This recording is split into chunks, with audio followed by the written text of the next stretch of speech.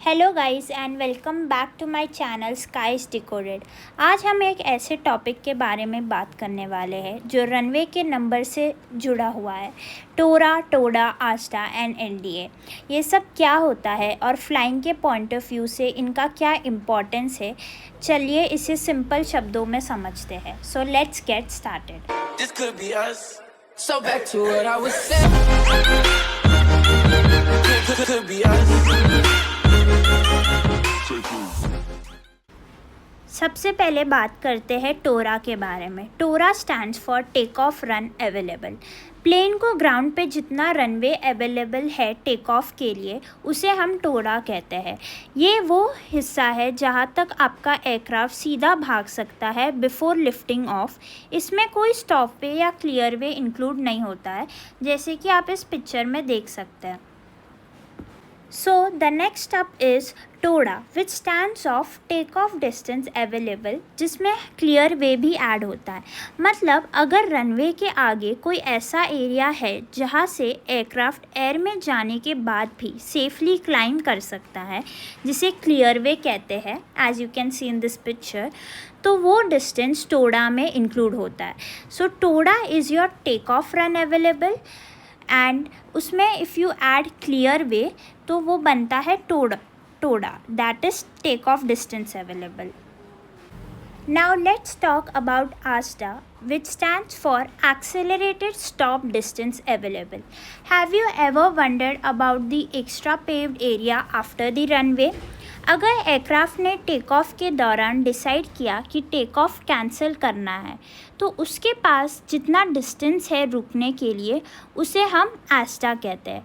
इसमें टोरा के साथ अगर कोई स्टॉप वे हो, मतलब एक्स्ट्रा पेव्ड एरिया जहां एयरक्राफ्ट ब्रेक मार सकता है, तो उसी को भी हम इंक्लूड करते हैं।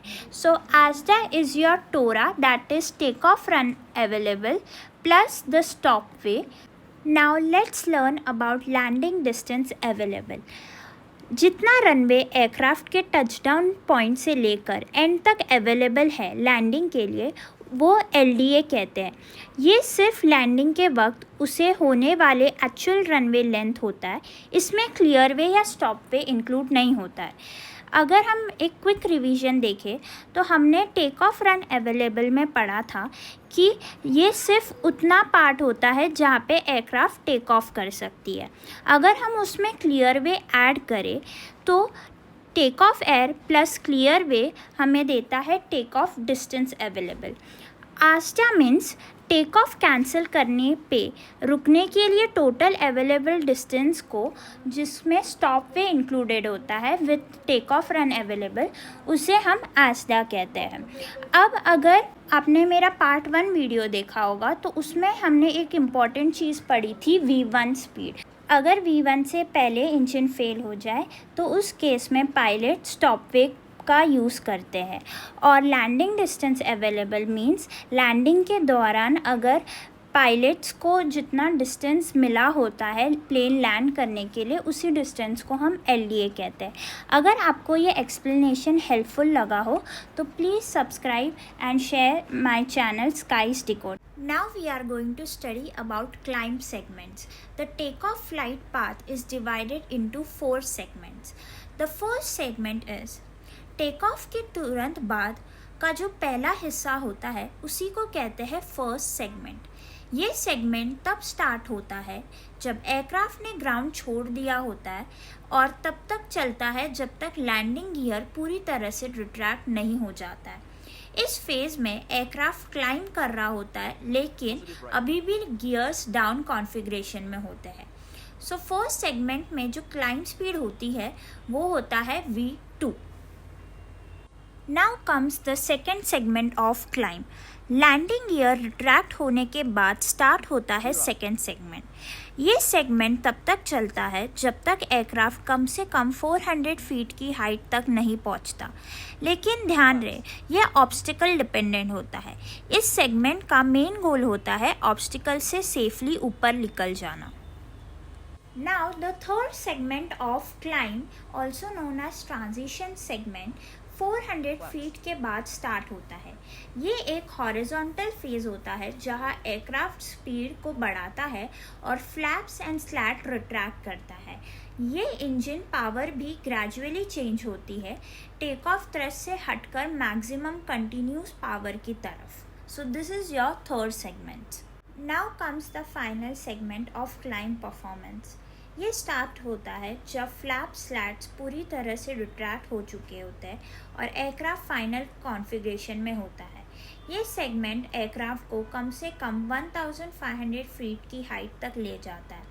Again obstacle dependent. ये क्लाइंब स्पीड फाइनल होती है, पावर सेटिंग होती है मैक्स कंटिन्यूस और एयरक्राफ्ट स्टेबल क्लाइंब में होता है। तो ये 4 सेगमेंट्स जो एक टिपिकल जेट एयरक्राफ्ट फॉलो करते हैं टेक ऑफ के बाद। I hope this is informative for you. Now we will study about the two important type of performance, that is gross performance and net performance. So gross performance is the ideal condition of the performance. For example, gross performance का मतलब होता है एक perfect aircraft की performance ideal condition में, जिसमें pilot बिल्कुल सही एयरक्राफ्ट हैंडल कर रहा है, इंजन्स बिल्कुल परफेक्ट हो, एनवायरनमेंट भी स्टैंडर्ड हो। ये एक थ्योरेटिकल या बेस्ट केस सिनेरियो होता है। इसमें एयरक्राफ्ट का परफॉर्मेंस मैक्सिमम होता है किसी भी सेफ्टी मार्जिन में। अगर एक एयरक्राफ्ट परफेक्टली क्लाइंब करता है टिल 1000 फीट पर मिनट, तो वो उस एयरक्राफ्ट का ग्रॉस लिमिट रेट होता है। Now we will learn about the net performance. Now net performance is safety margin के बाद वाला realistic performance. Net performance gross performance में से सेफ्टी मार्जिन हटाकर मिलता है ताकि रियल लाइफ कंडीशन को ध्यान में रखा जा सकता है। इसमें एयरक्राफ्ट के परफॉर्मेंस को थोड़ा कम माना जाता है to allow for pilot error, weather variation, engine degradation etcetera. Net performance ही वो चीज़ होती है जो regulatory authorities like DGCA consider करता है for safe operation. For example, अगर ग्रॉस क्लाइंब है 1000 फीट, तो नेट क्लाइंब हो सकता है 800 फीट, सेफ्टी के लिए रिड्यूस किया होगा। But why is it important to study both gross performance and net performance? So gross performance आपको बताता है कि एयरक्राफ्ट थियोरेटिकली क्या कर सकता है, लेकिन नेट परफॉर्मेंस बताता है कि एयरक्राफ्ट रियल वर्ल्ड में सेफली क्या कर पाएगा।